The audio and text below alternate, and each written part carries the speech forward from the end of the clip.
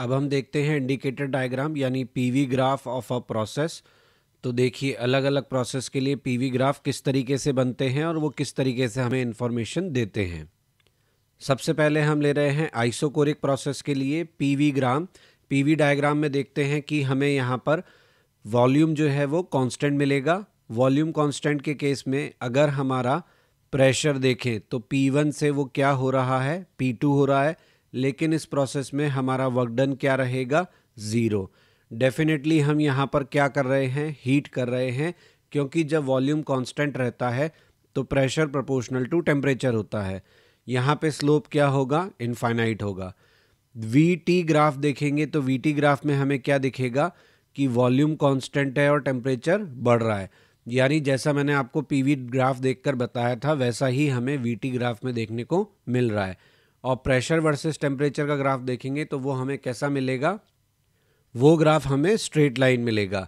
यहाँ पे जो ग्राफ हमें मिले एक वाई एक्सिस के पैरेलल था, एक एक्स एक्सिस के पैरेलल था, क्योंकि एक बार वॉल्यूम कांस्टेंट एक्स एक्सिस पे था, एक बार वॉल्यूम कांस्टेंट वाई एक्सिस पे था। प्रेशर और टेम्परेचर का ग्राफ जो होगा वो स्ट्रेट लाइन ग्राफ होगा।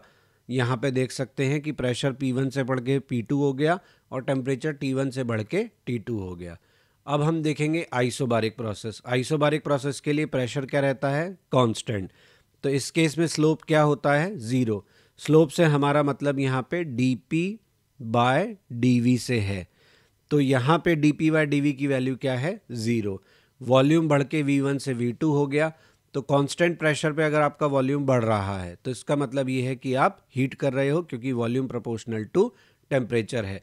इस केस में जो वर्क डन है वो सीधे हम P डेल्टा V या NR डेल्टा T से निकालते हैं, ऐसा मैं पहले ही बता चुका हूँ। वॉल्यूम वर्सेस टेम्परेचर का ग्राफ देखेंगे तो वो स्ट्रेट लाइन ग्राफ होगा, जिसमें वॉल्यूम V1 से V2 और टेम्परेचर T1 से T2 बढ़ जाएगा। PT ग्राफ वंस अगेन एक स्ट्रेट लाइन ग्राफ होगा, जिसमें प्रेशर कांस्टेंट रहेगा और टेम्परेचर इंक्रीज करेगा। आइसोथर्मल प्रोसेस की बात करते हैं तो आइसोथर्मल प्रोसेस के लिए जो कर्व है वो इस तरीके से हमें मिलता है, क्योंकि आइसोथर्मल के लिए PV is equal to constant होता है। यहाँ पे स्लोप आता है -P/V और टेम्परेचर इस पूरे कर्व के लिए क्या रहता है, कांस्टेंट। ये जो डायग्राम है ये किसका है, आइसोथर्मल एक्सपेंशन का है, क्योंकि इसमें आपका वॉल्यूम V1 से बढ़ के V2 हो रहा है। तो जब वॉल्यूम बढ़ रहा है तो प्रेशर नेचुरली क्या होगा, ड्रॉप होगा, क्योंकि PV बराबर क्या है, constant. Volume versus temperature graph देखेंगे तो टेम्परेचर कांस्टेंट रहेगा, वॉल्यूम बढ़ के V1 से V2 हो जाएगा। प्रेशर वर्सेस टेम्परेचर ग्राफ देखेंगे तो प्रेशर डिक्रीज करेगा, P1 से P2 हो जाएगा। ठीक है, वर्क डन के यहाँ पे मैं आपको बता चुका हूँ 6 फॉर्मूले होते हैं। In case of adiabatic process graph हमारा देखने में आइसोथर्मल जैसा ही दिखता है, लेकिन इसमें जो आपका स्लोप होता है वो -P/V नहीं होता, वो -γP/V होता है। और ये हमें मिलता है PV की पावर गामा को डिफरेंशिएट करने से। तो यहाँ पे भी आपको स्लोप दिख रहा है, यहाँ पर भी आपको ग्राफ का जो कर्व दिख रहा है वो आइसोथर्मल जैसा है, लेकिन इसका स्लोप जो है वो आइसोथर्मल से ज़्यादा है। वॉल्यूम वर्सेस टेम्परेचर का ग्राफ देखेंगे तो वॉल्यूम वर्सेस टेम्परेचर का ग्राफ भी PV ग्राफ जैसा ही हमें यहाँ पे दिख रहा है। TV की power γ-1 equal to constant.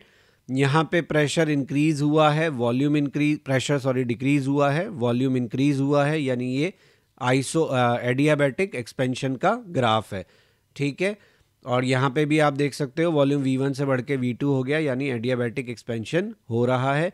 PT का ग्राफ जो है वो हमें ऐसा मिलेगा, ये रिलेशन मैं पहले आपको लिख के बता चुका हूँ कि P की power 1 - gamma is equal to और into T is equal to constant. यहाँ भी हमने रिलेशन देखा है, इसका ग्राफ भी यहाँ पे हमें दिख रहा है कि प्रेशर जो है वो डिक्रीज हो गया है, वॉल्यूम जो है वो इंक्रीज हो गया है। तो अभी तक जो हमने ग्राफ देखे उसमें याद रखने वाली बात यह है कि आइसोथर्मल एडियाबैटिक में जो स्लोप है वो एडियाबैटिक का ज़्यादा होता है, और एडियाबैटिक और आइसोथर्मल के ग्राफ एक जैसे दिखते हैं। और आइसोकोरिक का जो हमने ग्राफ देखा था उसमें स्लोप इनफाइनाइट हो जाता है, और हमारे आइसोबारिक प्रोसेस के केस में स्लोप ज़ीरो हो जाता है। अगर हमें क्वेश्चन में दिया जाए कि PV ग्राफ पहचानो कौन सा हमारा मोनोएटॉमिक का है, कौन सा डाया का, कौन सा पॉली का, सभी हमें एडियाबैटिक प्रोसेस के ग्राफ दिए जाएं कि तीनों में एडियाबैटिक एक्सपेंशन है, ग्राफ पहचानना है कि कौन सी गैस का है। तो देखिए जैसा कि हमने देखा स्लोप जो है वो गामा के प्रोपोर्शनल है, तो जिसका गामा सबसे ज़्यादा होगा उसका ग्राफ जो है वो ज़्यादा स्टीप होगा।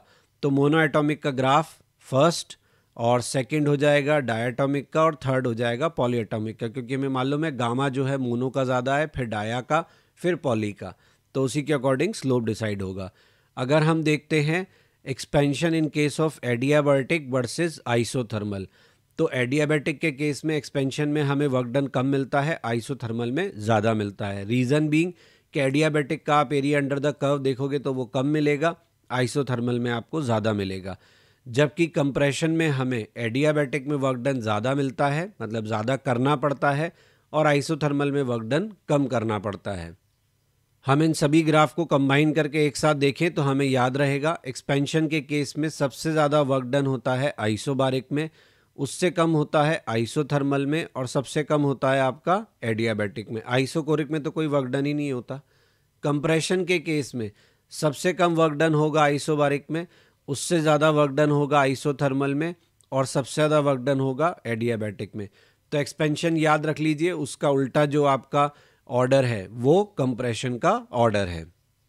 साइक्लिक प्रोसेस के केस में जैसा कि मैंने आपको बताया था कि अगर आपका क्लॉकवाइज प्रोसेस है तो क्लॉकवाइज प्रोसेस में क्या होगा, एक्सपेंशन का वर्क डन ज़्यादा होगा, कंप्रेशन का वर्क डन कम होगा, तो ओवरऑल वर्क डन क्या होगा, पॉजिटिव। तो इसमें आपकी हीट एब्जॉर्ब बाय सिस्टम आएगी। चेंज इन इंटरनल एनर्जी तो साइक्लिक प्रोसेस के लिए ज़ीरो ही होता है।